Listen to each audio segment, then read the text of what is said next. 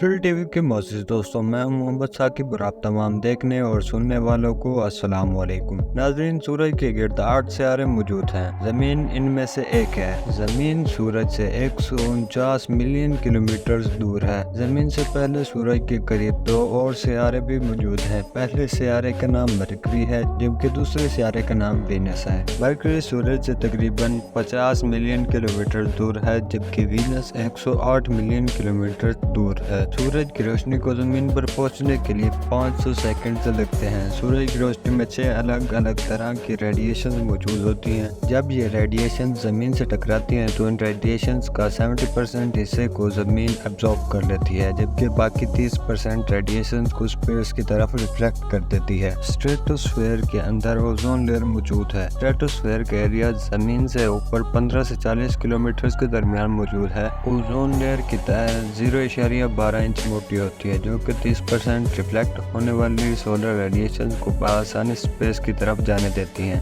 Ozone layer CO2 से बनी हुई है, मगर गैर फितरी इंसानी सरगर्मी जैसा कि जंगलात की कटाई, फॉसिल फ्यूल्स को ज़्यादा जलाना, ऑटोमोबाइल्स का ज़्यादा इस्तेमाल और जंगलात में आग की वजह से ओजोन लेयर की तह में दिन ब दिन इजाफा होता जा रहा है। ओजोन लेयर की तह में इजाफे की वजह से गैर जज़ब शुदा रेडिएशन स्पेस में नहीं जा सकती। ये रेडिएशन अर्थ के टेम्परेचर में इजाफे का बायस बन रही हैं। ज़मीन के टेम्परेचर में इजाफे को ग्लोबल वार्मिंग भी कहते हैं। ग्लोबल वार्मिंग के नतीजे में माहौल के अंदर बहुत सीरियस तब्दीलियां आती हैं, जो कि इंसानी सेहत के लिए बहुत ज़्यादा खतरनाक हो सकती है। CO2 के ज़्यादा प्रोड्यूस होने की वजह से ज़मीन के दर्जा हरारत में दिन ब दिन इजाफा हो रहा है और समंदर की सतह दिन ब दिन बुलंद हो रही है। ज़लज़लों में इजाफा हो रहा है, बारिशों के अंदाज में तब्दीली आ रही है और सैलाब के बढ़ते हुए खतरात लाक हो सकते हैं। ज़मीन का तवाज़ुन बिगड़ सकता है और ज़मीन पर मौजूद तमाम चीज़ें तबाही का शिकार हो सकती हैं। आपके जहन में ये सवाल आ रहा होगा, अगर ओजोन लेयर ही मौजूद ना हो तो ग्लोबल वार्मिंग जैसे मसाइल का सामना ही नहीं करना पड़ेगा। अगर ज़मीन के गिर्द ओजोन लेयर मौजूद ना हो तो सूरज से आने वाली अल्ट्रावायलेट रे स्किन कैंसर का बायस बन सकती हैं।